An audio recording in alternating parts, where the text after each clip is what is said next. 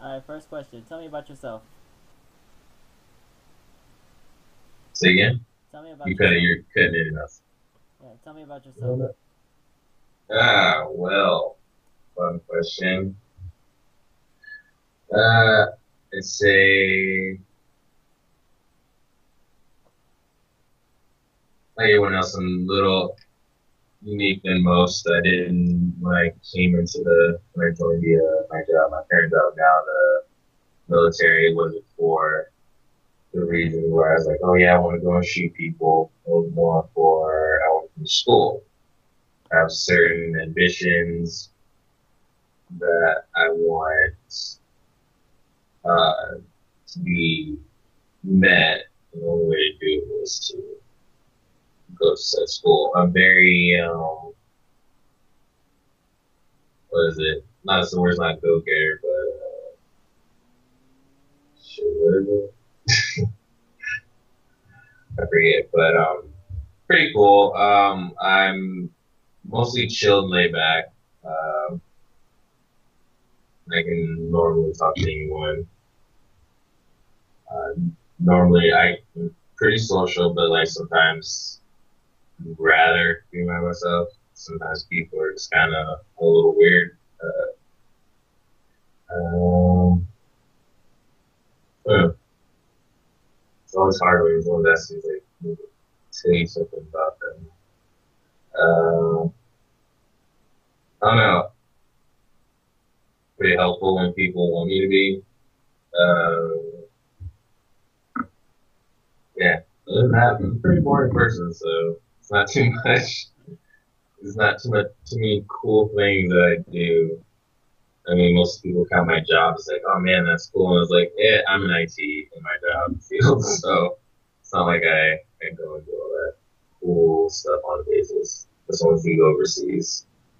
But actually, by the way, if anyone in the army says, yeah, you should probably ask them what their job is and if they deployed. But if they didn't, then they did a whole bunch of boring things. Believe me. All right, so how does it feel to serve in the military? It it varies because when you're back here in the rear, they would call it, when you're back at home, it ranges like my job. I'm a signal support system specialist, so I work with all of communications. I work with computers. I work with the radios that the Army people use. I work with anything for telecommunications. We also have like satellite dishes and all that we would use to boost communications and reach satellites that are orbiting our wonderful Earth. But I like my job in the military. Just a lot of other things like that I wouldn't like. More, it turned into like uh, the social scene of it isn't too bad. It's just when you are just here all the time and you're talking to people that have the same job and have the same lingo, when you go out to like the civilian part of the world and you're like, it, it's hard to have that same thing because there's a lot of like things that they let go and a lot of things they won't let. Like I know there's one thing we always talk about is like if we actually went to a normal job, like a little cubicle job, we'd probably be visiting HR a lot. Yeah, because they're not as what is it? It's not as closed-minded or offended. You're less offended when you're in the military than you are when you're outside. Because like every little thing you're just gonna want to be like, okay, but HR, it's like you shouldn't say this, you shouldn't say that. So that's like the one thing you can do away with. But as for a whole, I do like it. I like my job. It's the parts you wouldn't like is like when you have a boss, not normal jobs. Like you just have your like manager and an actual boss. Well, your boss as a boss, and that boss as a boss, and you sort of chain for that thing. in my case, not everyone else's case, clearly is the politics of it all. But other than that, it's not too bad. Like so, it was way it's less what's the word? Authoritative. It's less strict than it has been in the years of like when my dad or even when your dad or if you're however everyone's like they're telling more to like the younger generations. So what influenced you to go into the military? What? What influenced you to go into the military? What influenced me was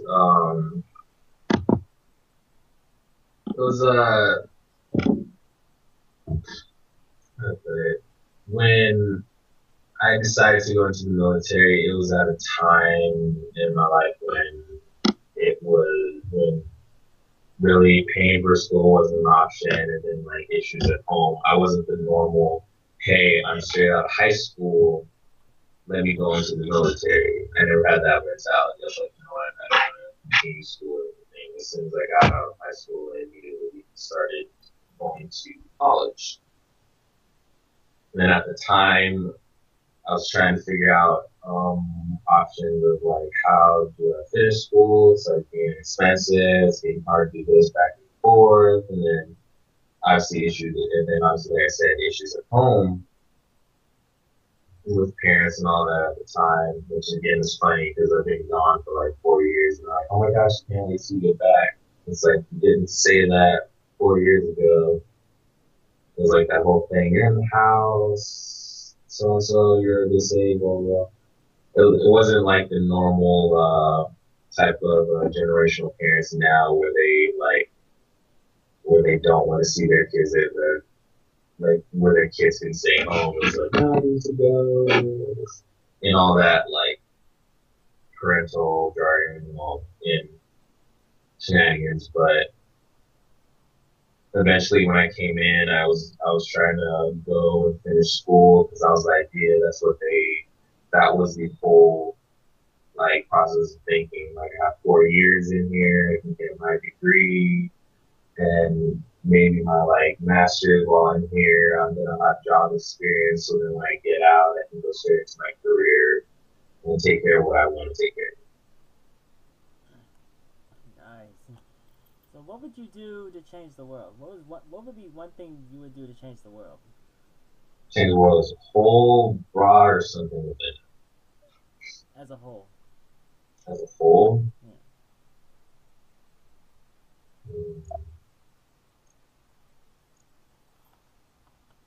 I don't know. There's a lot of things. If you've been watching recent debates, there's a lot of things that could change the world, and there's things that can. But I guess if anything, because since everyone looks at the world like it's black and white, the one thing I would change is the whole way, not like a massful way of thinking, but there has to be like some intelligible like way of figuring out how we can pick people that are going to be our leaders. Because and it was funny because I was thinking about this like as I'm watching our wonderful debates, because obviously who's running, it's Hillary Clinton and it's Donald Trump, and then there's always so much black between who should go and who should run. Like even with all the things that everyone said about Donald, like over the weekend, his sexual comments and just saying like, oh, it's just like locker room talk, or it's like that whole thing, boys will be boys situation. Like it comes down to like, hey, you pick someone that's not really qualified in politics. You're saying it's okay for him to do this, and then the Democratic candidate of all her shenanigans. But then it's like the lesser of two evils, and then it becomes a popularity contest because then you talk about people that are like, well, I don't want to vote because I don't like voting, or I don't want to vote because like I don't like one of them, but then the other one's just as bad, and even though they have the experience, maybe I should vote for them. Not. It's people don't like to vote for politics. They like to vote for things like American Idol and Dancing with the Stars. They don't. It's not fun for them, and I just think a lot of people, or even in fact my generation, have less of an understanding of anything about politics.